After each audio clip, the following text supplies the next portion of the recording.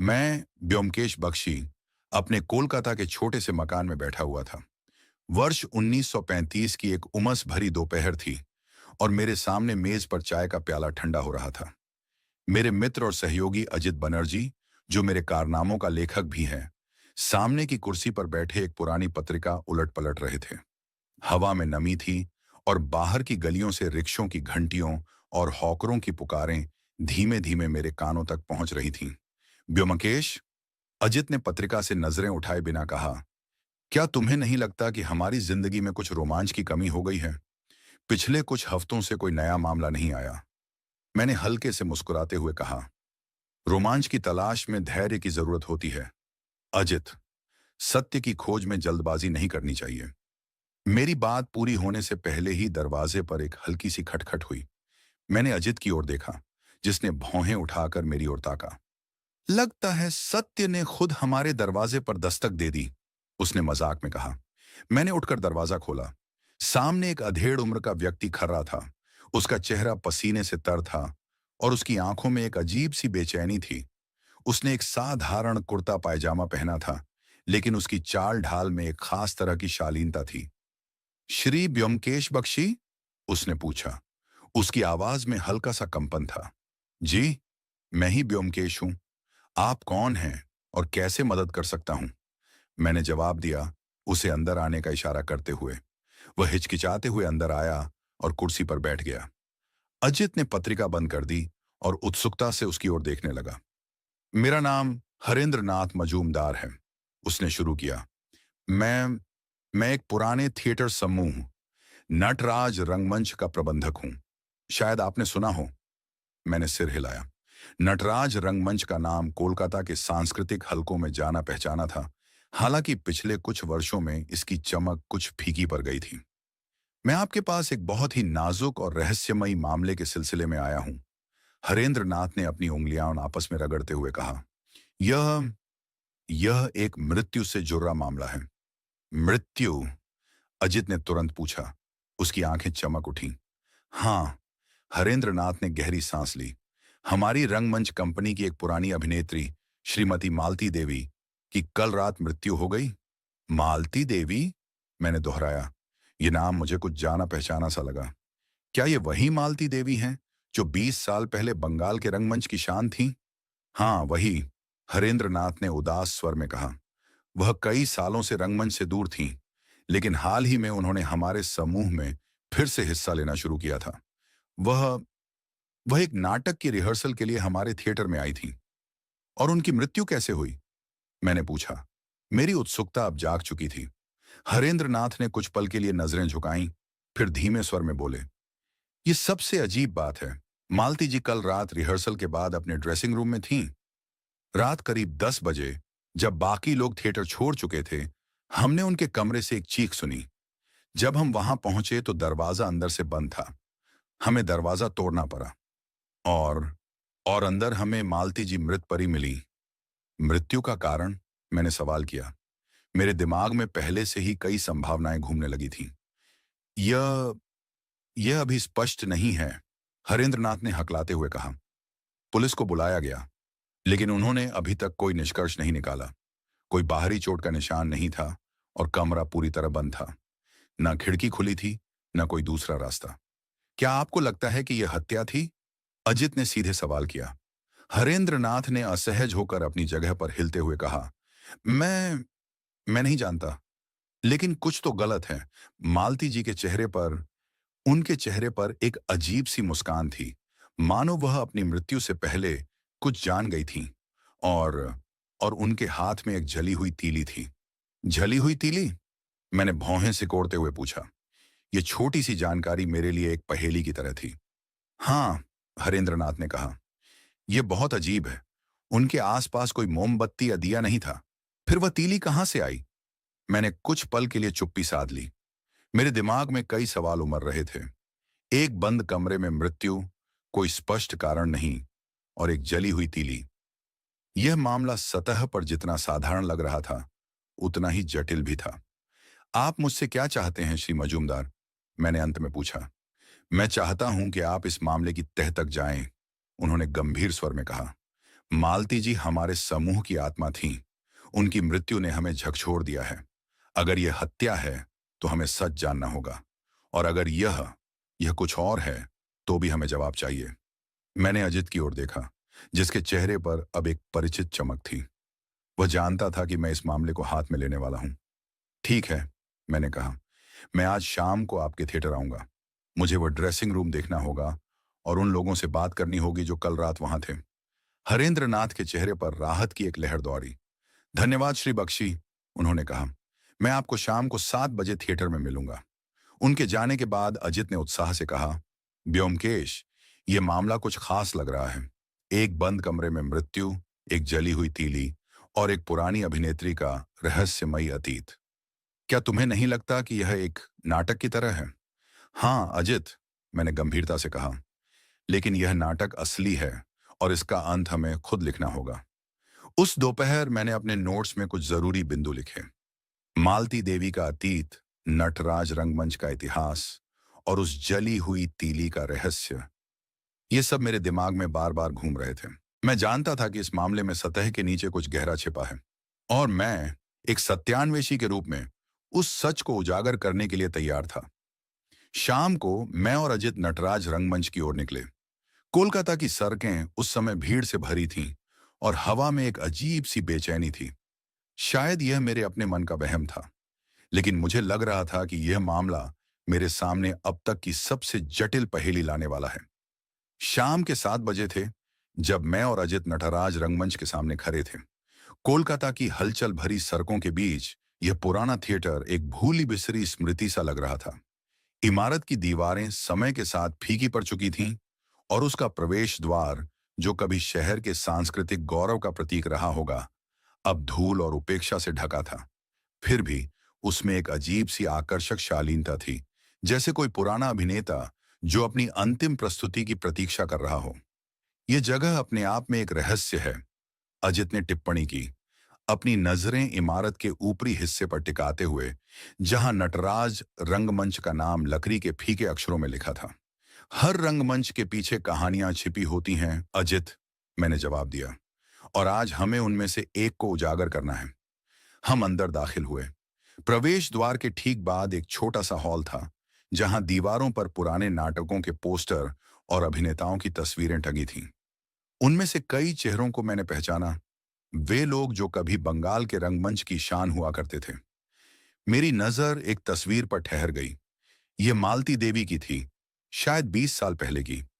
उनकी आंखों में एक चमक थी और उनके चेहरे पर वह आत्मविश्वास था जो केवल एक सच्चा कलाकार ही रख सकता है। श्री बख्शी, हरेंद्र नाथ की आवाज ने मेरे विचारों को तोड़ा। वह तेजी से हमारी ओर आ रहे थे। उनके चेहरे पर अब भी वही बेचैनी थी, लेकिन उसमें थोड़ा सा उत्साह भी था। आप आ गए, मैं आपको ड्रेसिंग रूम दिखाने ले चलता हूं। हम उनके पीछे पीछे एक संकरी गलियारे में गए, जिसके दोनों ओर छोटे छोटे कमरे थे। गलियारे में मध्यम रोशनी थी और हवा में पुरानी लकड़ी और मंच के मेकअप की हल्की सी गंध थी। आखिरकार हम एक दरवाजे के सामने रुके। दरवाजा लकड़ी का था, लेकिन उसका एक हिस्सा टूटा हुआ था, शायद वही जगह जहां उसे तोड़ा गया था। यही वह कमरा है, हरेंद्र नाथ ने धीमे स्वर में कहा। मालती जी यहीं थीं। मैंने दरवाजे को ध्यान से देखा। उसका ताला पुराना था, लेकिन मजबूत। मैंने उसे हल्के से छुआ। क्या यह ताला अंदर से बंद था? मैंने पूछा। हाँ, हरेंद्र नाथ ने जवाब दिया। हमें इसे तोड़ने के लिए काफी मेहनत करनी पड़ी। मैंने अंदर कदम रखा। कमरा छोटा था, लेकिन व्यवस्थित। एक तरफ एक बड़ा सा दर्पण था, जिसके सामने मेकअप की कुछ शीशियां और ब्रश बिखरे पड़े थे। दर्पण के पास एक छोटी सी मेज थी, जिस पर एक तेल का दीपक रखा था, जो बुझा हुआ था। कमरे में एक कुर्सी थी और उसके बगल में फर्श पर एक लाल रंग का दुपट्टा पड़ा था। मालती जी कहाँ मिली थीं? मैंने सवाल किया। हरेंद्र नाथ ने फर्श की ओर इशारा किया। कुर्सी के पास। वह यहीं थीं, जमीन पर। मैंने उस जगह को ध्यान से देखा। फर्श पर कोई खून का निशान नहीं था, न ही किसी संघर्ष के संकेत। मैंने दुपट्टे को उठाया और उसे सूंघा। उसमें हल्की सी इत्र की खुशबू थी, लेकिन कुछ और भी था, कुछ जलने की गंध। वह जली हुई तीली कहाँ मिली थी? मैंने पूछा। हरेंद्र नाथ ने कुर्सी की ओर इशारा किया। उनके दाहिने हाथ में। वह उसे ऐसे पकड़े थीं जैसे जैसे वह कोई सुराग हो। मैंने कमरे का और बारीकी से निरीक्षण किया। कोई खिड़की नहीं थी और हवा के आने जाने का कोई रास्ता भी नहीं। छत पर एक पुराना पंखा था जो अब शायद काम नहीं करता था। मैंने दीपक को उठाया और उसे देखा। उसमें तेल था, लेकिन बाती सूखी थी। इसका मतलब था कि उसे हाल में जलाया नहीं गया था। फिर वह तीली कहां से आई? क्या आपने पुलिस को तीली के बारे में बताया? मैंने हरेंद्र नाथ से पूछा। हाँ, उन्होंने जवाब दिया, लेकिन उन्होंने इसे ज्यादा महत्व नहीं दिया। उनका कहना था कि शायद मालती जी ने उसे कहीं से उठा लिया हो। मैंने मन ही मन नोट किया कि पुलिस की यह लापरवाही मेरे लिए फायदेमंद हो सकती थी। मैंने अजित की ओर देखा, जो कमरे के एक कोने में खड़ा दीवारों को टटोल रहा था। कुछ मिला? मैंने पूछा। नहीं, उसने जवाब दिया। लेकिन ये मुझे किसी नाटक के मंच जैसा लग रहा है। उसकी बात में कुछ सच्चाई थी। यह कमरा, यह मृत्यु, सब कुछ एक नाटक की तरह व्यवस्थित लग रहा था। लेकिन यह नाटक किसने लिखा था? श्री मजूमदार, मैंने कहा। कल रात यहां कौन कौन था? हरेंद्र नाथ ने एक गहरी सांस ली। रिहर्सल के लिए हमारा छोटा सा समूह था। मालती जी के अलावा हमारे नाटक के निदेशक श्री श्यामल बोस, दो अन्य अभिनेता रमेन दास और कुमारी अनुराधा, और हमारा मंच प्रबंधक निताई। मैं भी वहां था। क्या इनमें से कोई मालती जी के करीब था? मैंने पूछा।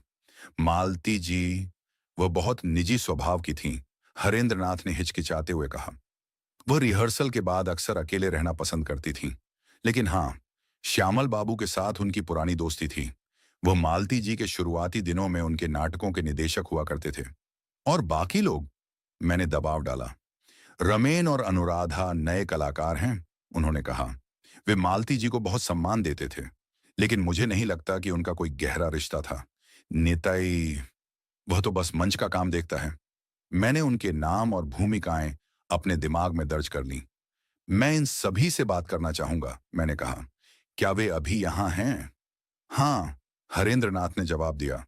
वे मंच पर हैं, अगले नाटक की रिहर्सल की तैयारी कर रहे हैं। हम गलियारे से वापस मुख्य मंच की ओर गए। मंच पर कुछ लोग इधर उधर बिखरे हुए थे। एक अधेड़ उम्र का व्यक्ति, जिसके बाल हल्के सफेद हो चुके थे, एक स्क्रिप्ट पढ़ रहा था। मुझे लगा कि यह श्यामल बोस होंगे। एक युवा लड़की, शायद अनुराधा, मंच के एक कोने में अपने संवाद दोहरा रही थी। एक अन्य युवक, जो रमेन दास हो सकता था, कुछ रस्सियों को व्यवस्थित कर रहा था। और एक दुबला पतला व्यक्ति, जिसके हाथ में एक झाड़ू थी, मंच के किनारे खड़ा था। यह निताई होगा। हरेंद्र नाथ ने हमें श्यामल बोस से मिलवाया। श्यामल बाबू, ये श्री ब्योमकेश बख्शी हैं। वे मालती जी के मामले की जांच कर रहे हैं। श्यामल बोस ने अपनी स्क्रिप्ट से नजरें उठाईं। उनकी आंखों में एक गहरा दुख था, लेकिन साथ ही कुछ और भी था, शायद सावधानी। आपका स्वागत है श्री बख्शी, उन्होंने कहा। मालती की मृत्यु, यह हमारे लिए बहुत बड़ा झटका है। मैं समझ सकता हूं, मैंने कहा। क्या आप मुझे कल रात की घटनाओं के बारे में कुछ बता सकते हैं? श्यामल ने एक गहरी सांस ली। रिहर्सल रात 9 बजे तक चली। मालती बहुत अच्छे मूड में थीं। उन्होंने अपने संवाद बखूबी निभाए। रिहर्सल खत्म होने के बाद वह अपने ड्रेसिंग रूम में चली गईं। मैंने उनसे कहा कि मैं बाहर इंतजार करूंगा, लेकिन उन्होंने मना कर दिया। वह अकेले रहना चाहती थी। और फिर? मैंने पूछा। करीब 10 बजे हमने एक चीख सुनी, श्यामल ने कहा। मैं, हरेंद्र और निताई तुरंत उनके कमरे की ओर दौड़े। दरवाजा बंद था। निताई ने उसे तोड़ने में मदद की। और और फिर हमने उन्हें देखा। उनके चेहरे पर क्या भाव थे? मैंने सवाल किया। वह जली हुई तीली मेरे दिमाग में बार बार उभर रही थी। श्यामल ने कुछ पल के लिए नजरें झुकाईं। वह वह मुस्कुरा रही थी, लेकिन वह सामान्य नहीं थी।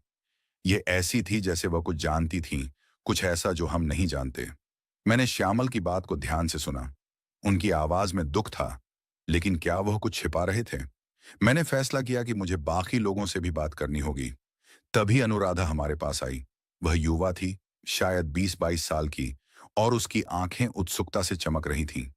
श्री बख्शी, क्या आप वाकई इस रहस्य को सुलझा सकते हैं? उसने पूछा। मैं कोशिश करूंगा, मैंने मुस्कुराते हुए कहा। क्या आप मुझे कुछ बता सकती हैं? मालती जी बहुत प्रेरणादायक थीं, उसने कहा। वह मुझे अभिनय के गुर सिखाती थीं। लेकिन लेकिन वह अक्सर उदास रहती थी। मुझे लगता था कि उनके अतीत में कुछ ऐसा था जो उन्हें सताता था। क्या उन्होंने कभी इसका जिक्र किया? मैंने पूछा। नहीं, अनुराधा ने सिर हिलाया। वो बहुत कम बोलती थीं, लेकिन एक बार उन्होंने कहा था कि कभी-कभी पर्दा उठने से पहले ही नाटक खत्म हो जाता है। मुझे समझ नहीं आया कि उनका मतलब क्या था। मैंने उसकी बात को नोट किया। मालती देवी का अतीत इस मामले की कुंजी हो सकता था। मैंने रमेन और निताई से भी संक्षेप में बात की। रमेन ने बताया कि वह मालती जी को केवल एक सह अभिनेता के रूप में जानता था, और नीतई ने कहा कि उसने चीख सुनने के बाद दरवाजा तोड़ने में मदद की थी, लेकिन उसे और कुछ नहीं पता। रात गहराने लगी थी और मैंने फैसला किया कि आज के लिए इतना ही काफी है। मैंने हरेंद्र नाथ से कहा कि मैं कल फिर आऊंगा। वापस घर की ओर चलते हुए अजित ने कहा, ब्योमकेश, यह मामला और जटिल होता जा रहा है। एक बंद कमरा, एक जली हुई तीली और मालती देवी का रहस्यमयी अतीत। तुम्हें क्या लगता है? मुझे लगता है, मैंने गंभीर स्वर में कहा, कि यह नाटक अभी शुरू हुआ है और इसका असली पर्दा अब उठने वाला है। सुबह की पहली किरणों ने मेरे कमरे की खिड़की से झांकना शुरू किया था, लेकिन मेरा दिमाग अभी भी नटराज रंगमंच के उस छोटे से ड्रेसिंग रूम में भटक रहा था। मालती देवी की मृत्यु अब मेरे लिए एक पहेली बन चुकी थी, और हर नया सुराग उस पहेली को और उलझा रहा था। मैंने अपनी मेज पर रखी कॉफी का प्याला उठाया और अजित की ओर देखा, जो सामने की कुर्सी पर बैठा एक समाचार पत्र पढ़ रहा था। अजित, मैंने कहा, आज हमें मालती देवी के अतीत की गहराई में उतरना होगा। वह जली हुई तीली, वह बंद कमरा और उनके चेहरे पर वह रहस्यमयी मुस्कान, ये सब उनके जीवन की किसी अनकही कहानी की ओर इशारा कर रहे हैं। अजित ने समाचार पत्र नीचे रखा और उत्साह से बोला, तुम्हें लगता है कि उनका अतीत इस मामले की कुंजी है? हाँ, मैंने जवाब दिया। और मुझे लगता है कि नटराज रंगमंच के लोग उस अतीत के कुछ हिस्सों को जानते हैं, लेकिन वे उसे छिपा रहे हैं।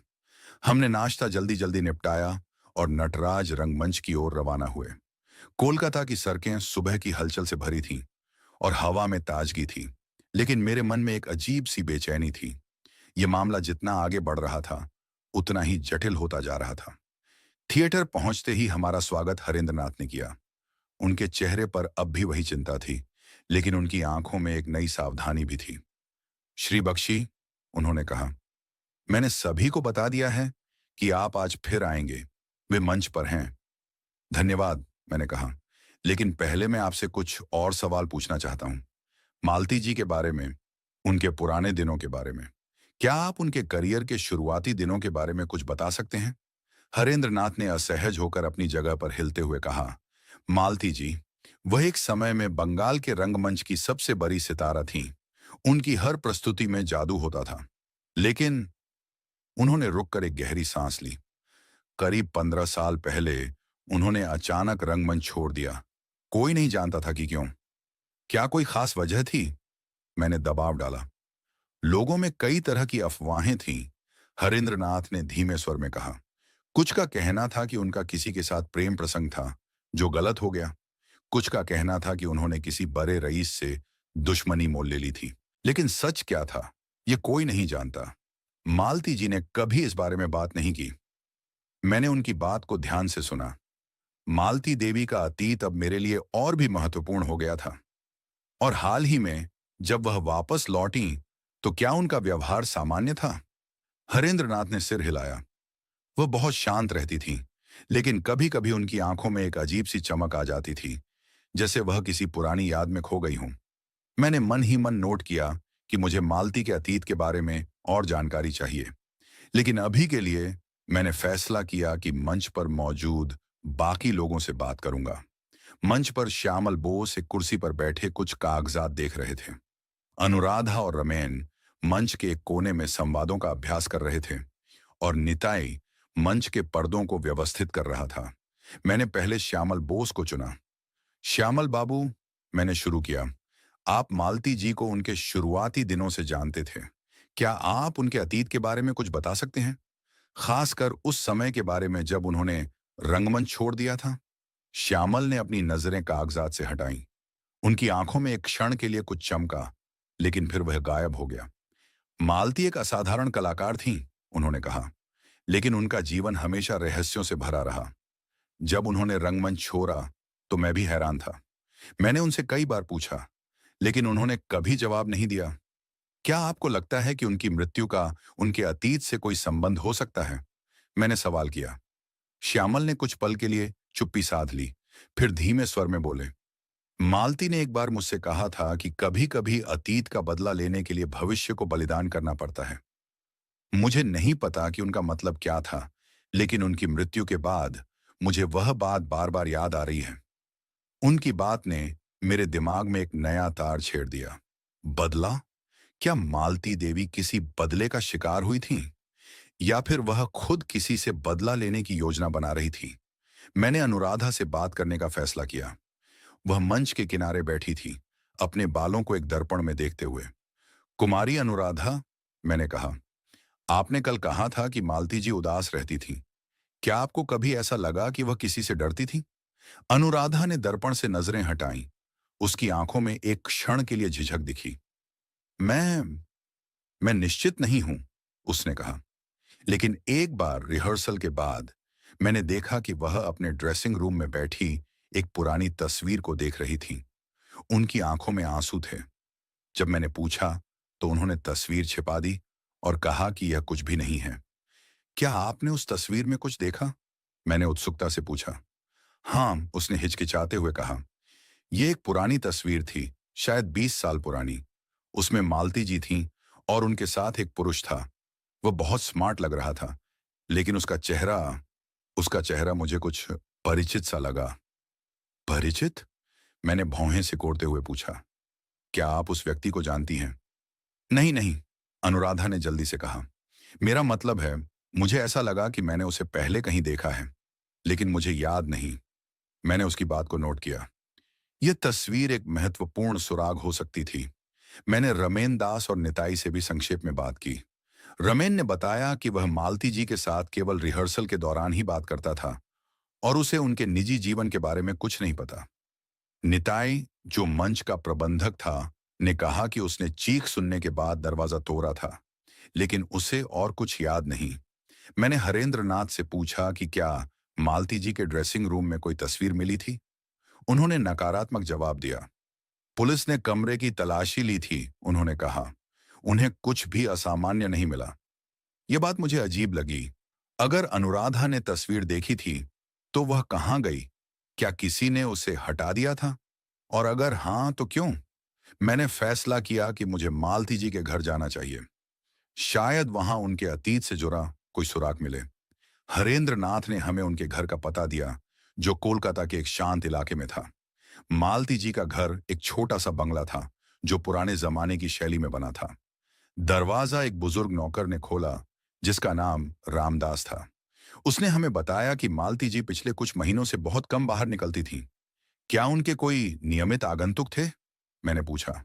नहीं साहब, रामदास ने जवाब दिया। वह अकेले रहना पसंद करती थी, लेकिन कभी कभी एक सज्जन आते थे। वह ज्यादा देर नहीं रुकते थे। क्या आप उनका नाम जानते हैं? मैंने उत्सुकता से पूछा। नहीं साहब, उसने कहा। वह ज्यादा बात नहीं करते थे, लेकिन उनके कपड़े बहुत अच्छे थे, जैसे किसी बड़े आदमी के। मैंने अजित की ओर देखा, जिसके चेहरे पर अब एक परिचित उत्साह था। हमने रामदास की अनुमति से घर का निरीक्षण किया।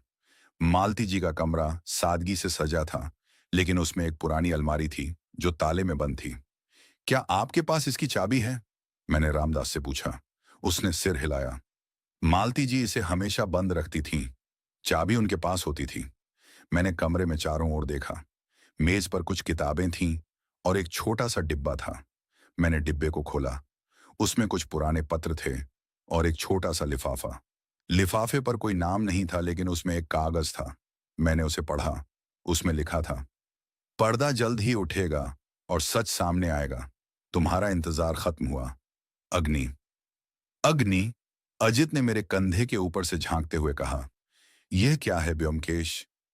यह एक सुराग है, मैंने गंभीर स्वर में कहा। और शायद एक धमकी। मैंने पत्र को अपनी जेब में रख लिया।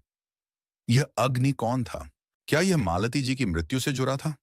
और वह तस्वीर कहाँ थी, जिसके बारे में अनुराधा ने बताया था? वापस थिएटर लौटते समय मेरे दिमाग में कई सवाल घूम रहे थे। मालती देवी का अतीत, वह रहस्यमयी तस्वीर और अब यह अग्नि का पत्र, ये सब एक बड़े नाटक का हिस्सा लग रहे थे। लेकिन इस नाटक का लेखक कौन था और इसका अंत क्या होने वाला था? व्योमकेश, अजित ने कहा, मुझे लगता है कि हम किसी बहुत गहरे रहस्य की ओर बढ़ रहे हैं। हाँ अजित, मैंने जवाब दिया, और मुझे लगता है कि यह रहस्य हमें मालती देवी के अतीत के सबसे अंधेरे कोनों में ले जाएगा। कोलकाता की सड़कों पर सूरज ढल रहा था और नटराज रंगमंच की पुरानी इमारत उस सुनहरी रोशनी में और भी रहस्यमयी लग रही थी। मैं और अजित मालती देवी के घर से लौट रहे थे और मेरी जेब में वह रहस्यमयी पत्र अभी भी मेरे दिमाग को मथ रहा था। अग्नि का नाम मेरे लिए एक नई पहेली था। क्या यह कोई व्यक्ति था या फिर कोई प्रतीक? और वह तस्वीर जिसके बारे में अनुराधा ने बताया था, वह कहाँ गायब हो गई थी? ब्योमकेश, अजित ने मेरे कंधे पर हाथ रखते हुए कहा, तुम्हें क्या लगता है यह अग्नि कौन हो सकता है? और वह पत्र, क्या यह कोई धमकी थी? यह निश्चित रूप से एक धमकी थी, मैंने जवाब दिया। लेकिन यह धमकी मालती जी के लिए थी या किसी और के लिए, यह अभी स्पष्ट नहीं है। हमें उनके अतीत के और गहरे कोनों में जाना होगा। हम थिएटर पहुंचे। मंच पर आज कुछ ज्यादा हलचल थी। श्यामल बोस एक कोने में कुछ अभिनेताओं को निर्देश दे रहे थे। अनुराधा और रमेन मंच के बीच में एक दृश्य का अभ्यास कर रहे थे और निताई पर्दों के पीछे कुछ सामान व्यवस्थित कर रहा था। हरेंद्र नाथ हमें देखते ही तेजी से हमारी ओर आए। श्री बख्शी, उन्होंने कहा। उनकी आवाज में एक नई तनाव की छाया थी।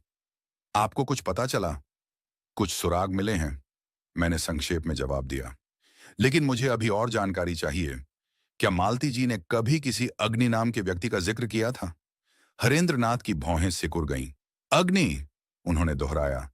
नहीं, मैंने कभी ऐसा नाम नहीं सुना। लेकिन मालती जी बहुत कम अपने निजी जीवन के बारे में बात करती थीं। मैंने उनकी बात को नोट किया। मैं आज फिर सभी से बात करना चाहता हूं, मैंने कहा। और अगर मालती जी के ड्रेसिंग रूम में कुछ और बचा हो तो उसे भी देखना चाहूंगा। हरेंद्र नाथ ने सिर हिलाया और हमें फिर से उस छोटे से ड्रेसिंग रूम में ले गए। कमरा वैसा ही था जैसा हमने पिछले दिन छोड़ा था। वही दर्पण, वही मेज और वही बुझा हुआ दीपक। मैंने एक बार फिर कमरे का बारीकी से निरीक्षण किया। मेरी नजर मेज के नीचे एक छोटे से कोने पर पड़ी जहां कुछ धूल जमा थी। मैंने झुककर उसे देखा। वहां एक छोटा सा कागज का टुकड़ा फंसा हुआ था। मैंने उसे सावधानी से निकाला। ये एक पुराने पत्र का हिस्सा था जिसके किनारे जलने के निशान थे। उसमें केवल कुछ शब्द पढ़े जा सकते थे। तुमने मुझे धोखा दिया, मैं कभी नहीं भूलूंगा। अग्नि। मेरे दिल की धड़कन तेज हो गई। ये वही अग्नि था। मैंने कागज को अजित को दिखाया, जिसकी आंखें आश्चर्य से फैल गईं। व्योमकेश, यह तो साबित करता है कि अग्नि कोई असली व्यक्ति है। या था, मैंने गंभीर स्वर में कहा। यह पत्र पुराना लगता है, शायद कई साल पुराना, लेकिन यह मालती जी की मृत्यु से जुड़ा हो सकता है। मैंने कागज को अपनी जेब में रख लिया और हरेंद्र नाथ से पूछा, क्या मालती जी के पास कोई पुराने पत्र या डायरी थी? मुझे नहीं पता, उन्होंने जवाब दिया। लेकिन वह अपने सामान को बहुत संभाल कर रखती थीं। अगर कुछ था तो शायद उनके घर में हो। मैंने मन ही मन फैसला किया कि मुझे मालती जी के घर फिर से जाना होगा। लेकिन पहले मैंने मंच पर मौजूद लोगों से दोबारा बात करने का फैसला किया। मैंने सबसे पहले अनुराधा को बुलाया। कुमारी अनुराधा, मैंने शुरू किया, आपने कहा था कि आपने मालती जी को एक तस्वीर देखते हुए देखा था। क्या आप उस पुरुष के बारे में कुछ और बता सकती हैं? शायद उसकी उम्र या कोई खास निशान? अनुराधा ने कुछ पल सोचा। वह वह मध्यम उम्र का लग रहा था, शायद 30-35 साल का। उसके बाल काले थे और वह बहुत स्मार्ट लग रहा था। लेकिन हाँ, मुझे याद है, उसके माथे पर एक छोटा सा निशान था, जैसे कोई पुराना घाव। और आपको वह चेहरा परिचित क्यों लगा? मैंने दबाव डाला। मुझे नहीं पता, उसने हताशा से कहा। यह ऐसा था जैसे मैंने उसे पहले कहीं देखा हो, लेकिन मुझे याद नहीं। शायद किसी पुराने नाटक के पोस्टर में। मैंने उसकी बात को नोट किया। यह तस्वीर अब मेरे लिए और भी महत्वपूर्ण हो गई थी। मैंने श्यामल बोस को बुलाया। श्यामल बाबू, मैंने कहा, मालती जी के अतीत में कोई ऐसा व्यक्ति था जिससे वह डरती थीं या जिससे उनकी दुश्मनी थी? श्यामल ने मेरी ओर गहरी नजरों से देखा। मालती का जीवन हमेशा रहस्यों से भरा रहा, उन्होंने कहा। लेकिन हाँ, एक बार कई साल पहले उन्होंने मुझसे एक व्यक्ति का जिक्र किया था।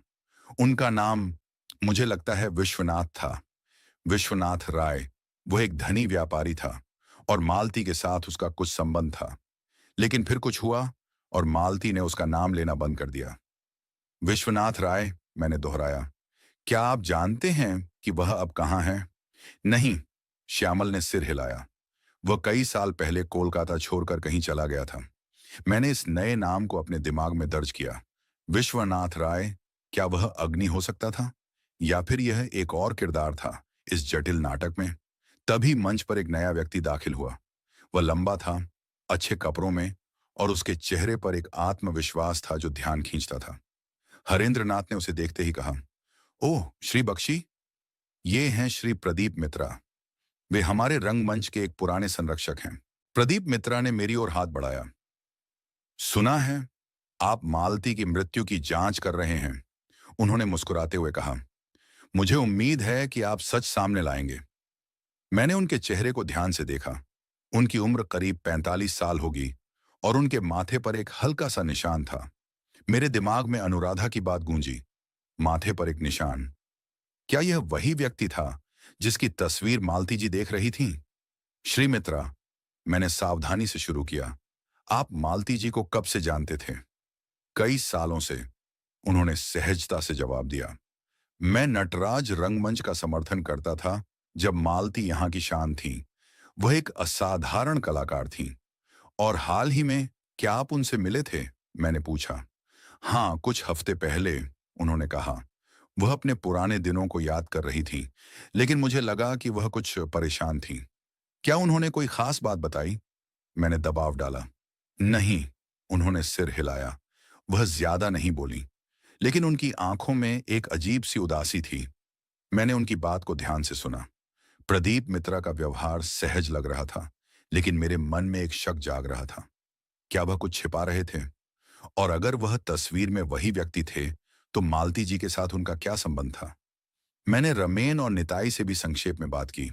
रमेन ने बताया कि उसने प्रदीप मित्रा को कुछ बार थिएटर में देखा था, लेकिन उसे नहीं पता कि वह मालती जी से क्यों मिलने आया था।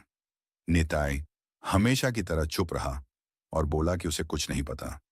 रात होने से पहले मैंने हरेंद्रनाथ से पूछा कि क्या मालती जी के पास कोई डायरी या निजी पत्र थे। उन्होंने बताया कि मालती जी बहुत निजी स्वभाव की थीं, लेकिन उनके ड्रेसिंग रूम में एक छोटा सा बक्सा था जो पुलिस ने नहीं देखा था। हम फिर से ड्रेसिंग रूम गए। हरेंद्रनाथ ने मेज के नीचे एक छोटा सा लकड़ी का बक्सा निकाला। वह ताला नहीं था। मैंने उसे खोला। अंदर कुछ पुराने पत्र थे और एक छोटी सी डायरी। मैंने डायरी को खोला। उसमें मालती जी की लिखावट में कुछ पन्ने भरे थे। एक पन्ने पर लिखा था, वह वापस आ गया है। मैंने सोचा था कि मैं उससे मुक्त हो चुकी हूं, लेकिन अतीत कभी नहीं मरता। अग्नि की लपटें फिर से जल रही हैं। मुझे डर है कि इस बार मैं नहीं बचूंगी।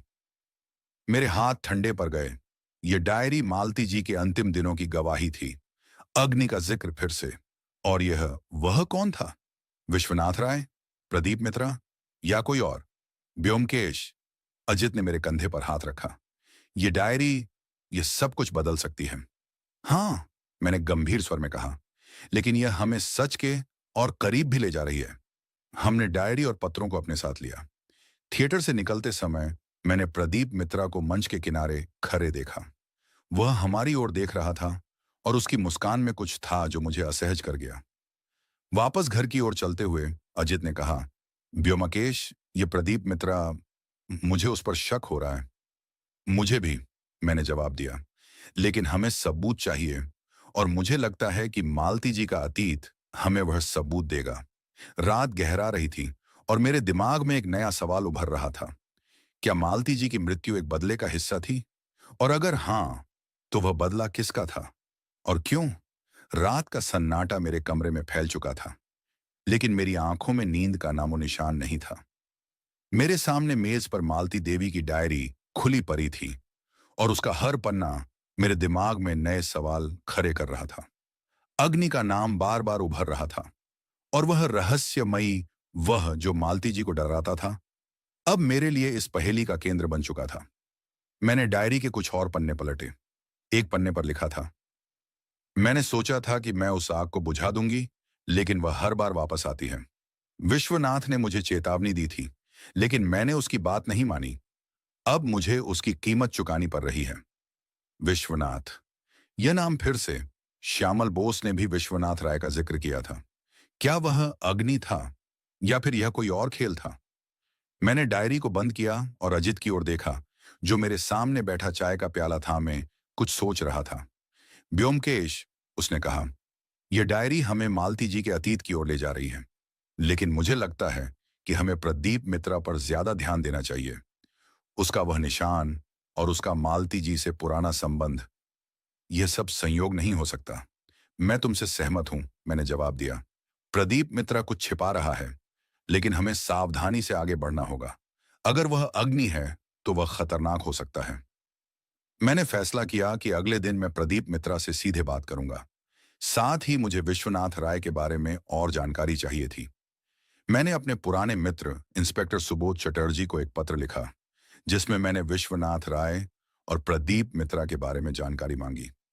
सुबोध पुलिस विभाग में था और उसकी पहुंच ऐसी जगहों तक थी जहां मैं आसानी से नहीं पहुंच सकता था। अगली सुबह मैं और अजित फिर से नटराज रंगमंच की ओर निकले। कोलकाता की सड़कों पर आज एक अजीब सी चुप्पी थी, जैसे शहर भी इस रहस्य का हिस्सा बन गया हो। थिएटर पहुंचते ही हमें हरेंद्र नाथ मिले। उनके चेहरे पर अब थकान साफ दिख रही थी। श्री बख्शी, उन्होंने कहा, मुझे नहीं पता कि हम कब तक इस तरह चल पाएंगे। मालती जी की मृत्यु ने हमारे समूह को तोड़ दिया है। मैं समझता हूं, मैंने कहा, लेकिन सच सामने लाने से शायद आपको कुछ शांति मिले। क्या प्रदीप मित्रा आज यहां हैं? हाँ, हरेंद्र नाथ ने जवाब दिया, वह मंच के पीछे हैं, लेकिन कृपया सावधान रहें। वह बहुत प्रभावशाली व्यक्ति हैं। मैंने सिर हिलाया और मंच की ओर बढ़ा। मंच पर आज कोई रिहर्सल नहीं थी, लेकिन कुछ लोग इधर उधर बिखरे हुए थे। श्यामल बोस एक कोने में बैठे कुछ लिख रहे थे और अनुराधा मंच के किनारे खड़ी थी। मैंने देखा कि प्रदीप मित्रा पर्दों के पीछे खड़ा था, किसी से धीमी आवाज में बात कर रहा था। जैसे ही वह मुझे देखा, उसने बात खत्म की और मेरी ओर मुस्कुराते हुए आया। श्री बख्शी, उसने कहा, आपकी जांच कैसी चल रही है? कुछ प्रगति हो रही है, मैंने सावधानी से जवाब दिया, लेकिन मुझे आपसे कुछ और सवाल पूछने हैं। क्या हम कहीं निजी तौर पर बात कर सकते हैं? उसकी मुस्कान में एक क्षण के लिए ठहराव आया, लेकिन फिर वह सहज हो गया। बिल्कुल, उसने कहा, चलिए मेरे दफ्तर में। हम एक छोटे से कमरे में गए जो मंच के पीछे था। यह प्रदीप मित्रा का निजी दफ्तर था, जिसमें एक मेज, कुछ कुर्सियां और दीवारों पर पुराने नाटकों के पोस्टर टंगे थे। मैंने ध्यान दिया कि एक पोस्टर में मालती देवी की तस्वीर थी, जिसमें वह एक युवा अभिनेत्री के रूप में चमक रही थी। श्री मित्रा, मैंने शुरू किया, आपने कहा था कि आप मालती जी को कई सालों से जानते थे। क्या आप उनके अतीत के बारे में कुछ और बता सकते हैं, खासकर उनके रंगमंच छोड़ने के समय के बारे में? प्रदीप ने कुर्सी पर बैठते हुए एक गहरी सांस ली। मालती एक जटिल व्यक्तित्व थीं, उन्होंने कहा। वह अपनी कला के लिए समर्पित थीं, लेकिन उनके निजी जीवन में कई तूफान थे। जब उन्होंने रंगमंच छोड़ा तो मैं भी हैरान था। मुझे लगा कि शायद कोई निजी कारण था। क्या वह कारण विश्वनाथ राय से जुड़ा था? मैंने सीधे सवाल किया। प्रदीप की आंखों में एक क्षण के लिए कुछ चमका। विश्वनाथ राय? उन्होंने दोहराया। आपको उसके बारे में कैसे पता? यह मेरी जांच का हिस्सा है, मैंने कहा। मुझे पता है कि विश्वनाथ राय और मालती जी का कोई संबंध था। क्या आप इसके बारे में कुछ बता सकते हैं? प्रदीप ने कुछ पल के लिए चुप्पी साध ली, फिर बोले, विश्वनाथ एक धनी व्यापारी था।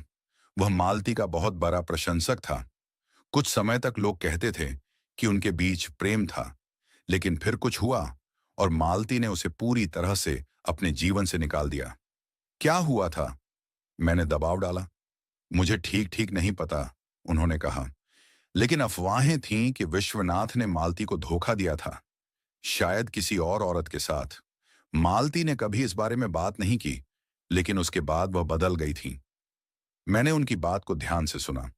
विश्वनाथ राय का नाम अब इस मामले में एक महत्वपूर्ण कड़ी बन रहा था, लेकिन प्रदीप मित्रा की भूमिका अभी भी अस्पष्ट थी। श्री मित्रा, मैंने सवाल किया, क्या आप कभी मालती जी के घर गए थे? कभी कभी, उन्होंने सहजता से जवाब दिया। मैं उनके साथ पुराने दिनों की बातें करता था। और क्या आपने कभी उनके साथ कोई तस्वीर खिंचवाई थी? मैंने पूछा, अनुराधा की बात को याद करते हुए। प्रदीप की मुस्कान फिर से ठहर गई। तस्वीर? उन्होंने कहा, शायद बहुत साल पहले, लेकिन मुझे ठीक से याद नहीं। मैंने उनकी आंखों में देखा। वह कुछ छिपा रहे थे, मुझे यकीन था, लेकिन मुझे सबूत चाहिए थे। मैंने फैसला किया कि अभी और दबाव डालना ठीक नहीं होगा। धन्यवाद श्री मित्रा, मैंने कहा। अगर मुझे और कुछ पूछना होगा तो मैं फिर आऊंगा। वह मुस्कुराए, लेकिन उनकी मुस्कान में अब वह आत्मविश्वास नहीं था। मैं और अजित मंच पर वापस लौटे। वहां श्यामल बोस अब भी अपने कागजात में डूबे थे। मैंने उनसे पूछा, श्यामल बाबू, क्या आपको विश्वनाथ राय के बारे में और कुछ पता है? क्या वह कभी थिएटर आया था? श्यामल ने अपनी नजरें उठाईं। विश्वनाथ? उन्होंने कहा। हाँ, वह कई बार यहाँ आया था, जब मालती यहाँ की मुख्य अभिनेत्री थीं, लेकिन उसके बाद वह गायब हो गया। मुझे लगता है कि वह विदेश चला गया था। और प्रदीप मित्रा? मैंने पूछा, क्या वह उस समय यहाँ था? प्रदीप? श्यामल ने भौहें सिकोड़ते हुए कहा। हाँ, वह उस समय थिएटर का समर्थन करता था, लेकिन मुझे नहीं लगता कि उसका मालती के साथ कोई गहरा संबंध था। मैंने उनकी बात को नोट किया, लेकिन मेरे मन में शक गहरा रहा था। प्रदीप मित्रा का मालती जी के अतीत से कोई ना कोई संबंध था, और मुझे वह कड़ी ढूंढनी थी। तभी अनुराधा मेरे पास आई। उसकी आंखों में एक अजीब सी बेचैनी थी। श्री बख्शी, उसने धीमी आवाज में कहा, मुझे कुछ याद आया। वह तस्वीर। मुझे लगता है कि मैंने उस पुरुष को यहां थिएटर में देखा था, कुछ हफ्ते पहले। क्या? मैंने तुरंत पूछा। क्या आप निश्चित हैं? हाँ, उसने कहा। वह मालती जी से मिलने आया था। मैंने उन्हें ड्रेसिंग रूम के पास बात करते देखा, लेकिन वह जल्दी चला गया। क्या आप उसका नाम जानती हैं? मैंने उत्सुकता से पूछा। नहीं, उसने सिर हिलाया। लेकिन मुझे लगता है कि मालती जी उससे डर रही थीं। यह नई जानकारी मेरे लिए एक बड़ा सुराग थी। मैंने अनुराधा को धन्यवाद दिया और अजित की ओर देखा। अजित, मैंने कहा, हमें उस तस्वीर को ढूंढना होगा, और मुझे लगता है कि प्रदीप मित्रा उस तस्वीर का जवाब है। उसी दिन दोपहर को मुझे सुबोध चटर्जी का जवाब मिला। उसने लिखा था कि विश्वनाथ राय कई साल पहले कोलकाता छोड़कर लंदन चला गया था, लेकिन हाल ही में वह वापस लौटा था। प्रदीप मित्रा के बारे में उसने लिखा कि वह एक सम्मानित व्यापारी था, लेकिन उसके अतीत में कुछ रहस्य थे, जिनके बारे में पुलिस को ज्यादा जानकारी नहीं थी। यह जानकारी मेरे लिए पर्याप्त थी। मैंने फैसला किया कि मुझे मालती जी के घर फिर से जाना होगा। शायद वहां वह तस्वीर मिले, या कोई और सुराग। हम मालती जी के बंगले पहुंचे। रामदास ने हमें फिर से अंदर आने दिया। मैंने उससे पूछा कि क्या मालती जी के पास कोई पुरानी तस्वीरों का संग्रह था। उसने बताया कि मालती जी की अलमारी में एक पुराना एल्बम था, लेकिन वह ताला में बंद थी। मैंने रामदास से पूछा कि क्या चाबी मिल सकती है। उसने कुछ खोजबीन की और आखिरकार एक छोटी सी चाबी लाकर दी। मैंने अलमारी खोली। अंदर कुछ पुराने कपड़े, कुछ पत्र और एक पुराना एल्बम था। मैंने एल्बम को खोला। उसमें मालती जी की कई तस्वीरें थीं, उनके रंगमंच के सुनहरे दिनों की। और फिर मैंने वह तस्वीर देखी। उसमें मालती जी थीं, युवा और खूबसूरत, और उनके बगल में एक पुरुष था। उसका चेहरा स्मार्ट था, और उसके माथे पर एक छोटा सा निशान था। मैंने तस्वीर को ध्यान से देखा। यह प्रदीप मित्रा था, इसमें कोई शक नहीं था। अजित, मैंने कहा, हमें वह कड़ी मिल गई, लेकिन तस्वीर के पीछे कुछ लिखा था। मैंने उसे पलटा। उसमें लिखा था, मालती और विश्वनाथ, 1915। मेरे दिमाग में एक तूफान सा उठा। प्रदीप मित्रा और विश्वनाथ राय, क्या वे एक ही व्यक्ति थे, या फिर यह एक और रहस्य था? ब्योमकेश, अजित ने कहा, यह क्या मतलब है? इसका मतलब है, मैंने गंभीर स्वर में कहा, कि हम इस नाटक के अंत के बहुत करीब हैं, लेकिन अभी हमें सबसे खतरनाक दृश्य खेलना बाकी है। मालती देवी के घर से लौटते समय मेरे दिमाग में वह तस्वीर बार बार उभर रही थी। मालती जी और वह पुरुष, प्रदीप मित्रा या शायद विश्वनाथ राय। तस्वीर के पीछे लिखा नाम, मालती और विश्वनाथ 1915, मेरे लिए एक तूफान की तरह था। क्या प्रदीप मित्रा और विश्वनाथ राय एक ही व्यक्ति थे? और अगर हाँ, तो वह अग्नि के साथ कैसे जुड़ा था? मेरे पास अब तक कई सुराग थे। जली हुई तीली, मालती जी की डायरी, वह जला हुआ पत्र और अब यह तस्वीर, लेकिन यह पहेली अभी भी अधूरी थी। व्योमकेश, अजित ने मेरे कंधे पर हाथ रखते हुए कहा, यह तस्वीर सब कुछ बदल देती है। अगर प्रदीप मित्रा ही विश्वनाथ राय है, तो वह मालती जी की मृत्यु का जवाब हो सकता है। हाँ, मैंने गंभीर स्वर में जवाब दिया, लेकिन हमें सावधानी से आगे बढ़ना होगा। अगर वह अग्नि है, तो वह पहले ही एक कदम आगे है, और अगर वह नहीं है, तो हमें असली अग्नि को ढूंढना होगा। मैंने फैसला किया कि आज रात मैं प्रदीप मित्रा से सीधे टकराव करूंगा, लेकिन उससे पहले मुझे कुछ और जानकारी चाहिए थी।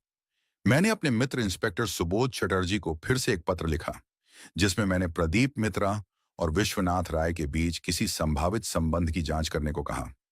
साथ ही मैंने नटराज रंगमंच के पुराने रिकॉर्ड्स देखने का फैसला किया।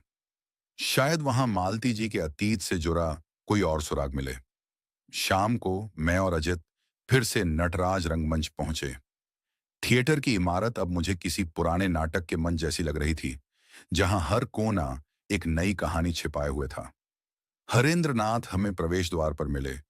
उनके चेहरे पर अब थकान के साथ साथ एक गहरी उदासी भी थी।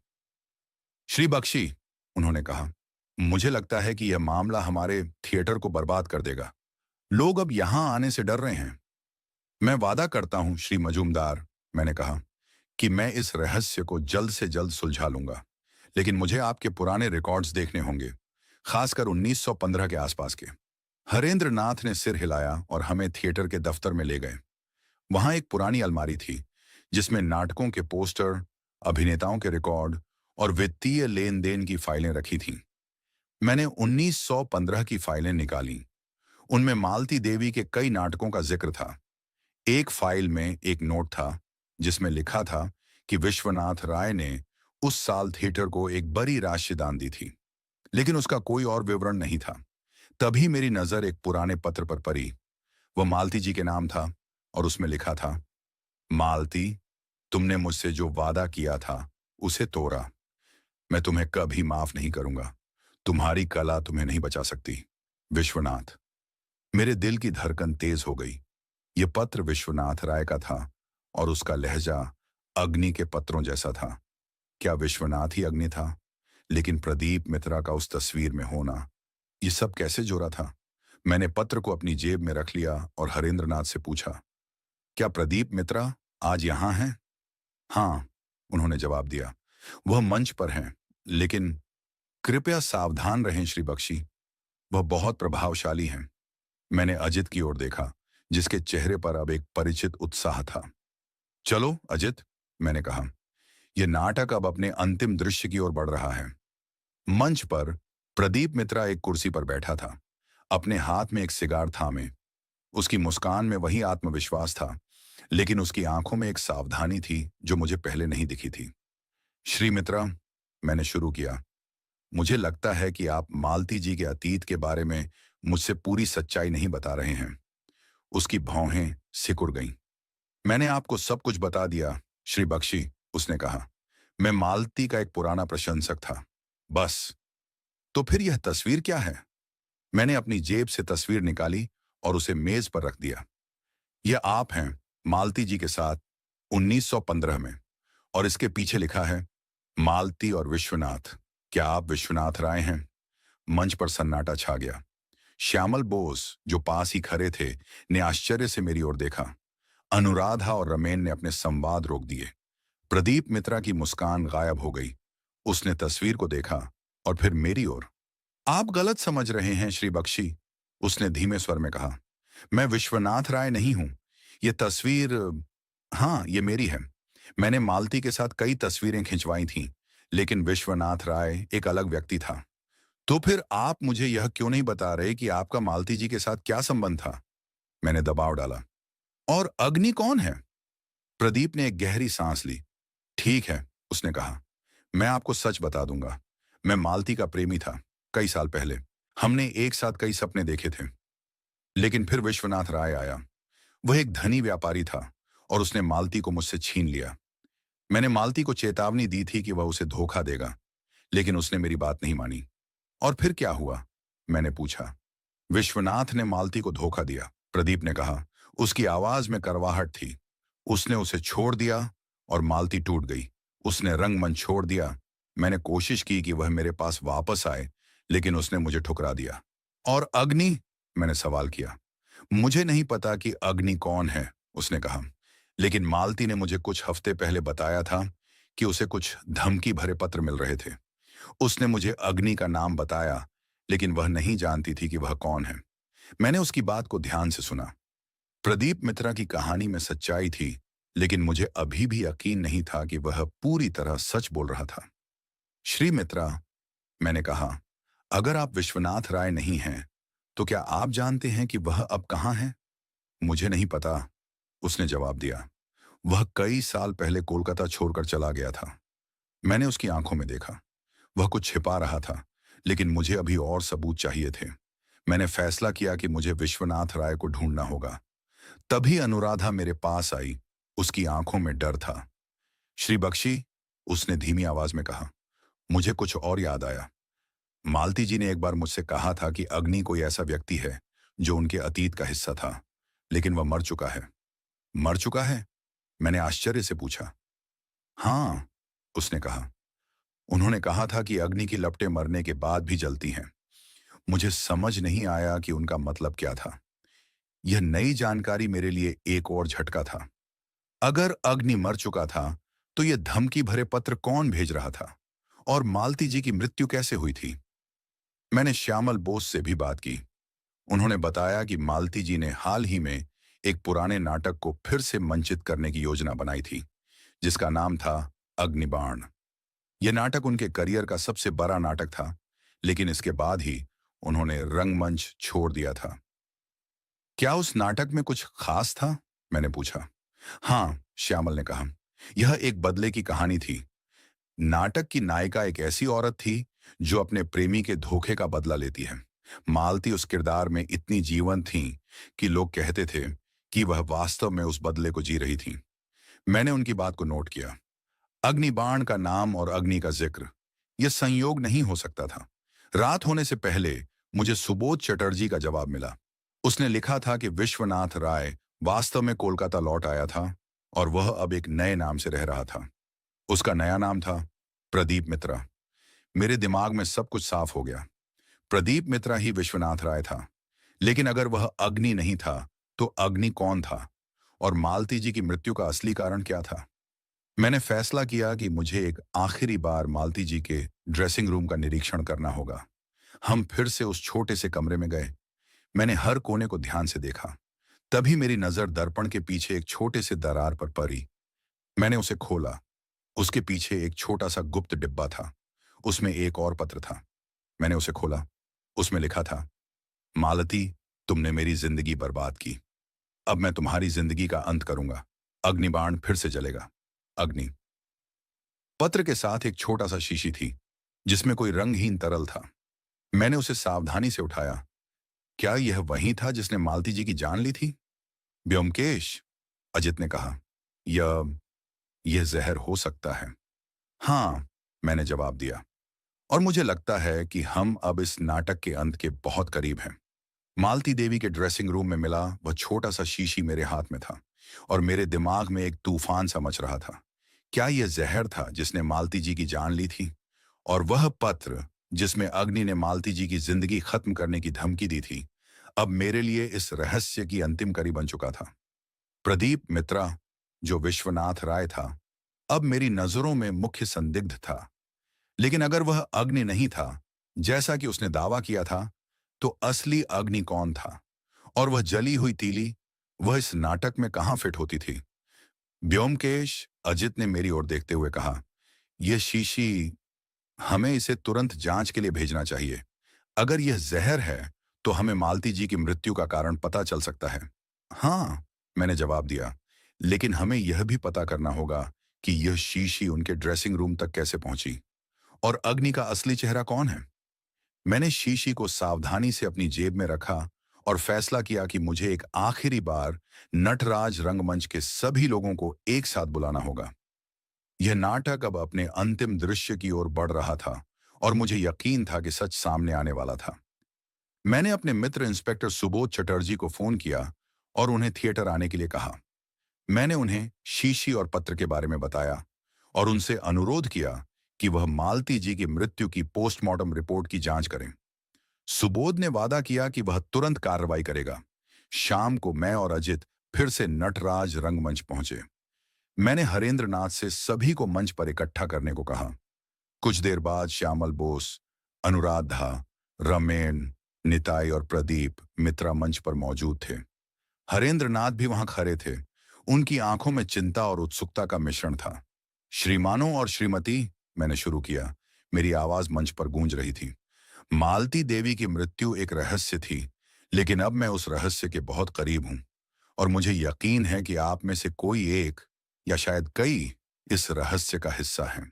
मंच पर सन्नाटा छा गया। प्रदीप मित्रा ने अपनी बाहें क्रॉस करते हुए मुझे घूरा। श्री बख्शी, उसने कहा, आप बहुत दूर जा रहे हैं। मैंने आपको सब कुछ बता दिया। नहीं श्री मित्रा, मैंने जवाब दिया। या मुझे कहना चाहिए श्री विश्वनाथ राय। मेरी बात सुनकर मंच पर एक हलचल मच गई। अनुराधा ने आश्चर्य से प्रदीप की ओर देखा और श्यामल बोस की भौहें सिकुड़ गईं। प्रदीप का चेहरा लाल हो गया। यह बकवास है, उसने चिल्लाते हुए कहा। मैं विश्वनाथ राय नहीं हूं। तो फिर यह तस्वीर क्या है? मैंने अपनी जेब से तस्वीर निकाली और उसे सबके सामने रखा। यह आप हैं मालती जी के साथ 1915 में, और इसके पीछे लिखा है मालती और विश्वनाथ। और मेरी जांच से पता चला है कि विश्वनाथ राय कोलकाता लौट आया था, एक नए नाम के साथ, प्रदीप मित्रा। प्रदीप ने कुछ पल के लिए चुप्पी साध ली। फिर उसने एक गहरी सांस ली और बोला, ठीक है, मैं विश्वनाथ राय हूं, लेकिन मैंने मालती की हत्या नहीं की। मैं उसे प्यार करता था। प्यार? मैंने तीखे स्वर में कहा। आपने उसे धोखा दिया था श्री राय।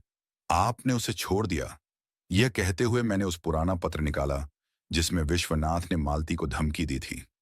यह आपका पत्र है जिसमें आपने उसे माफ न करने की बात कही थी। प्रदीप ने पत्र को देखा और उसकी आंखों में एक अजीब सी चमक आई। हाँ, उसने धीमे स्वर में कहा, मैंने यह पत्र लिखा था, लेकिन वह गुस्से का पल था। मैंने मालती को कभी नुकसान नहीं पहुंचाया। तो फिर अग्नि कौन है? मैंने सवाल किया। और यह शीशी? मैंने अपनी जेब से शीशी निकाली और उसे मेज पर रखा। यह मालती जी के ड्रेसिंग रूम में मिला एक पत्र के साथ, जिसमें अग्नि ने उनकी जान लेने की धमकी दी थी। मंच पर फिर से सन्नाटा छा गया। तभी श्यामल बोस ने खांसते हुए कहा, श्री बख्शी, मुझे लगता है कि आप गलत दिशा में जा रहे हैं। मालती की मृत्यु, शायद वह आत्महत्या थी। आत्महत्या? मैंने भौहें सिकोड़ते हुए पूछा। एक बंद कमरे में, बिना किसी स्पष्ट कारण के, और वह जली हुई तीली, वह कहां से आई? श्यामल ने असहज होकर अपनी जगह पर हिलते हुए कहा, मालती, वह अक्सर उदास रहती थी। शायद उसने खुद को खत्म करने का फैसला किया। मैंने उनकी बात को नजरअंदाज किया और अनुराधा की ओर देखा। कुमारी अनुराधा, मैंने कहा, आपने कहा था कि मालती जी ने बताया था कि अग्नि मर चुका है। क्या आप कुछ और बता सकती हैं? अनुराधा ने डरते हुए प्रदीप की ओर देखा, फिर बोली, मालती जी ने कहा था कि अग्नि उनका अतीत था, जो कभी नहीं मरता। लेकिन उन्होंने यह भी कहा था कि वह अब उससे नहीं डरती थी। मैंने उनकी बात को ध्यान से सुना। तभी निताई, जो अब तक चुप था, अचानक बोल पड़ा, श्री बख्शी, मुझे कुछ कहना है। सबकी नजरें निताई पर टिक गईं। वह मंच प्रबंधक था और अब तक उसने बहुत कम बोला था। बोलिए निताई, मैंने कहा। उस रात, उसने हिचकिचाते हुए शुरू किया, जब मालती जी की चीख सुनी गई, मैं मंच के पास था। मैंने देखा कि कोई उनके ड्रेसिंग रूम के पास से भागा। वह वह बहुत तेजी से गया और मैंने उसका चेहरा नहीं देखा, लेकिन उसके हाथ में कुछ था, शायद एक शीशी। क्या? मैंने तुरंत पूछा। आपने यह पहले क्यों नहीं बताया? मुझे डर था, निताई ने कहा। मैं मैं नहीं चाहता था कि मुझ पर कोई शक हो। मैंने निताई की बात को नोट किया। यह नई जानकारी मेरे लिए एक बड़ा सुराग थी। लेकिन वह व्यक्ति कौन था? और वह शीशी, क्या वह यही थी? तभी मंच के प्रवेश द्वार पर हलचल हुई। इंस्पेक्टर सुबोध चटर्जी अपने 2 कांस्टेबलों के साथ अंदर आए। श्री बख्शी, उन्होंने कहा, मुझे आपकी शीशी मिली और मैंने मालती जी की पोस्टमार्टम रिपोर्ट देखी। क्या पता चला? मैंने उत्सुकता से पूछा। मालती जी की मृत्यु जहर से हुई थी, सुबोध ने कहा। यह एक दुर्लभ जहर था जो तेजी से असर करता है और कोई बाहरी निशान नहीं छोड़ता, और आपकी शीशी में वही जहर है। मंच पर फिर से सन्नाटा छा गया। मैंने प्रदीप की ओर देखा, जिसके चेहरे पर अब पसीना चमक रहा था। श्री राय, मैंने कहा, क्या आपके पास इस बारे में कुछ कहना है? मैंने कुछ नहीं किया, उसने चिल्लाते हुए कहा। मैं मालती को मारना नहीं चाहता था। तो फिर यह जहर उनके कमरे में कैसे पहुंचा? मैंने दबाव डाला। तभी श्यामल बोस खड़े हुए। उनकी आंखों में एक अजीब सी चमक थी। श्री बख्शी, उन्होंने कहा, मुझे लगता है कि अब सच सामने आने का वक्त है। सबकी नजरें श्यामल पर टिक गईं। मैं अग्नि हूं, उन्होंने धीमे स्वर में कहा। मंच पर एक सनसनी फैल गई। अनुराधा ने आश्चर्य से मुंह पर हाथ रख लिया और प्रदीप ने श्यामल को घूरा। आप? मैंने भौहें सिकोड़ते हुए पूछा। लेकिन क्यों? श्यामल ने एक गहरी सांस ली। मालती ने मेरी जिंदगी बर्बाद की थी, उन्होंने कहा। वह मेरी बहन थी, श्री बख्शी। लेकिन उसने हमारे परिवार को छोड़ दिया। उसने विश्वनाथ के साथ भागने का फैसला किया और मेरे पिता की मृत्यु उस सदमे से हो गई।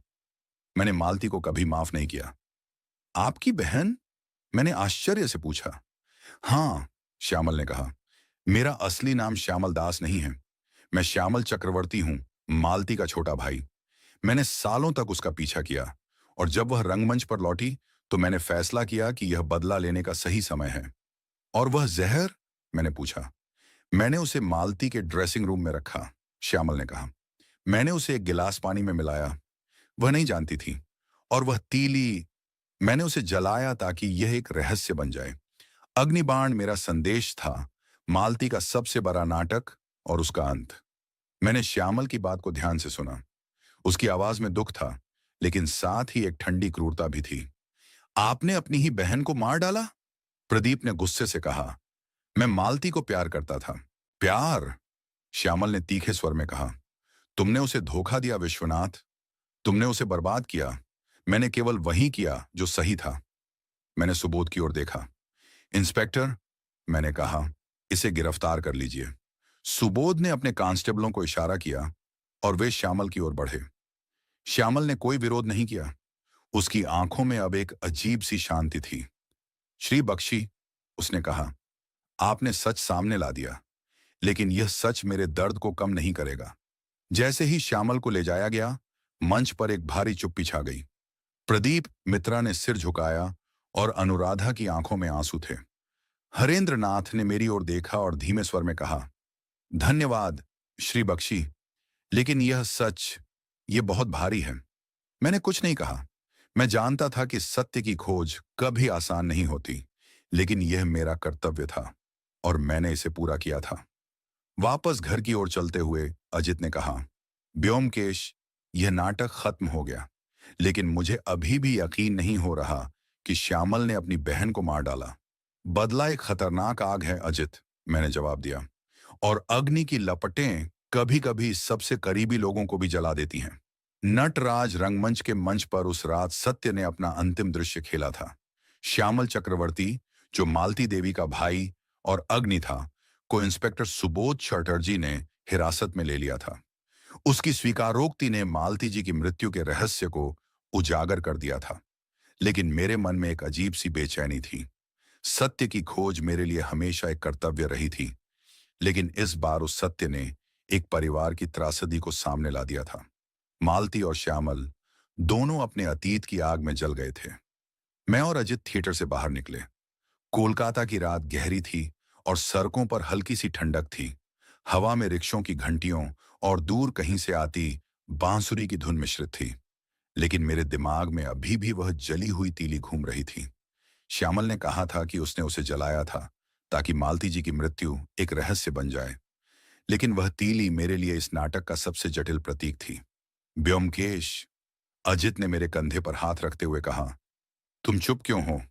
मामला सुलझ गया है। श्यामल ने सब कुछ कबूल कर लिया, फिर यह उदासी क्यों?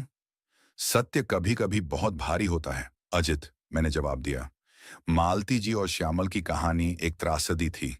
बदला, प्यार और धोखा, ये सब इस नाटक के किरदार थे। लेकिन अंत में कोई विजेता नहीं बचा। हम अपने घर की ओर बढ़े। रास्ते में मैंने फैसला किया कि मुझे कुछ बचे हुए सवालों के जवाब ढूंढने होंगे। वह जली हुई तीली, मालती जी की डायरी और नटराज रंगमंच का भविष्य, ये सब मेरे दिमाग में बार बार उभर रहे थे। अगली सुबह मैंने इंस्पेक्टर सुबोध चटर्जी से मुलाकात की। वह पुलिस स्टेशन में अपनी मेज पर बैठे कुछ फाइलें देख रहे थे। मुझे देखते ही उन्होंने मुस्कुराते हुए कहा, श्री बख्शी, आपने फिर से कमाल कर दिया। श्यामल चक्रवर्ती ने पूरी कहानी दोहराई। वह मालती का भाई था और उसका बदला कई सालों से उसके दिल में जल रहा था। और वह जहर? मैंने पूछा। क्या आपको पता चला कि उसने उसे कहां से लिया? हाँ, सुबोध ने जवाब दिया। यह एक दुर्लभ जहर था जो केवल कुछ खास रसायन शास्त्रियों के पास मिलता है। श्यामल ने बताया कि उसने इसे एक पुराने रसायन शास्त्री से खरीदा था जो थिएटर के पास रहता था। उसने इसे पानी में मिलाकर मालती के ड्रेसिंग रूम में रखा था। और वह तीली? मैंने सवाल किया। उसने क्यों जलाई? सुबोध ने एक फाइल खोली और बोले, श्यामल ने कहा कि यह उसका संदेश था। अग्निबाण नाटक में एक दृश्य था जिसमें नायिका अपने प्रेमी के धोखे का बदला लेने के लिए आग का प्रतीक इस्तेमाल करती थी। श्यामल ने उसी दृश्य को दोहराया। उसने तीली जलाकर मालती के हाथ में रख दी ताकि यह एक रहस्य बन जाए। मैंने उनकी बात को ध्यान से सुना। वह तीली, जो इस मामले की शुरुआत में मुझे सबसे अजीब लगी थी, अब एक प्रतीक बन चुकी थी। बदले की आग का प्रतीक। और मालती जी की मृत्यु का समय? मैंने पूछा। क्या वह तुरंत मर गई थी? पोस्टमार्टम रिपोर्ट के अनुसार, सुबोध ने कहा, जहर बहुत तेजी से असर करता था। मालती ने पानी पिया और कुछ ही मिनटों में उनकी मृत्यु हो गई। उनकी चीख उसी समय की थी जब जहर ने असर शुरू किया। मैंने सिर हिलाया। यह सब अब साफ हो रहा था, लेकिन मेरे मन में अभी भी एक सवाल था। प्रदीप मित्रा या विश्वनाथ राय, उसका इस मामले में कितना हाथ था? वह निर्दोष है, सुबोध ने कहा। हालांकि उसने अपनी पहचान छिपाई थी, लेकिन हमारी जांच में कोई सबूत नहीं मिला कि उसने मालती को नुकसान पहुंचाया। वह वास्तव में मालती से प्यार करता था और शायद उसका अपराध बोध उसे वापस थिएटर लाया। मैंने सुबोध को धन्यवाद दिया और वहां से निकला। मेरे दिमाग में अब नटराज रंगमंच के बाकी लोगों की तस्वीर उभर रही थी। अनुराधा, रमेन, हरेंद्रनाथ, वे सब इस त्रासदी के गवाह थे। और अब जब पर्दा गिर चुका था, उनका भविष्य क्या होगा? मैंने फैसला किया कि मुझे एक आखिरी बार नटराज रंगमंच जाना होगा। मैं और अजित दोपहर को थिएटर पहुंचे। मंच खाली था और हवा में एक अजीब सी उदासी थी। हरेंद्रनाथ हमें प्रवेश द्वार पर मिले। उनकी आंखें लाल थीं, जैसे उन्होंने रात भर सोया न हो। श्री बख्शी, उन्होंने धीमे स्वर में कहा, आपने सच सामने ला दिया, लेकिन इस सच ने हमारे थिएटर को खोखला कर दिया। मालती जी हमारी आत्मा थीं और अब श्यामल, हमारा भविष्य अंधेरे में है। मैं समझता हूं श्री मजूमदार, मैंने कहा, लेकिन सत्य की रोशनी अंधेरे को मिटा सकती है। आपका थिएटर फिर से उठ सकता है। हरेंद्रनाथ ने हल्के से मुस्कुराया, लेकिन उनकी मुस्कान में विश्वास की कमी थी। शायद, उन्होंने कहा, लेकिन यह आसान नहीं होगा। मैंने मंच पर नजर दौड़ाई। वहां अनुराधा बैठी थी, अपने हाथों में एक पुराना स्क्रिप्ट थामे। मैं उसके पास गया। कुमारी अनुराधा, मैंने कहा, आप ठीक हैं? उसने मेरी ओर देखा। उसकी आंखों में आंसू थे। मालती जी मेरी प्रेरणा थी, उसने कहा।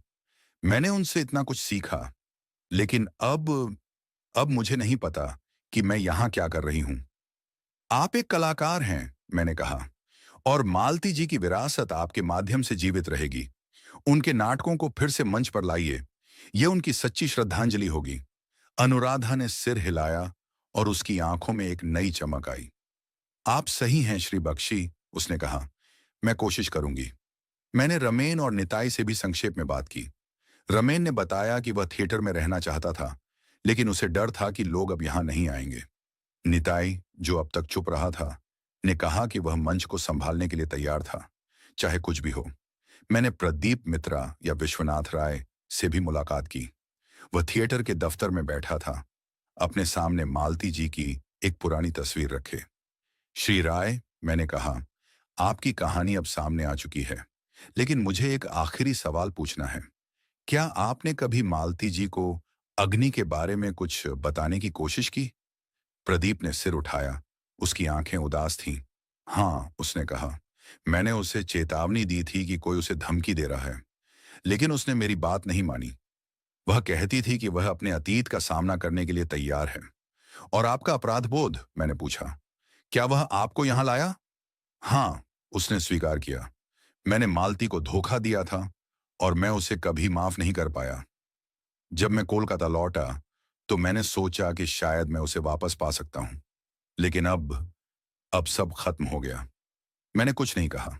प्रदीप की कहानी भी एक त्रासदी थी। वह मालती जी से प्यार करता था, लेकिन उसका प्यार समय से पहले खत्म हो गया था। थिएटर से निकलते समय मैंने एक आखिरी बार मंच की ओर देखा। वह खाली था, लेकिन मुझे लगा कि मालती जी की आत्मा अभी भी वहां कहीं थी, अपने अंतिम नाटक को देख रही थी। वापस घर पहुंचकर मैंने अपनी मेज पर बैठकर मालती जी की डायरी को फिर से खोला। उसके आखिरी पन्ने पर लिखा था, जिंदगी एक नाटक है और हम सब इसके किरदार। लेकिन कभी कभी पर्दा गिरने से पहले ही कहानी खत्म हो जाती है।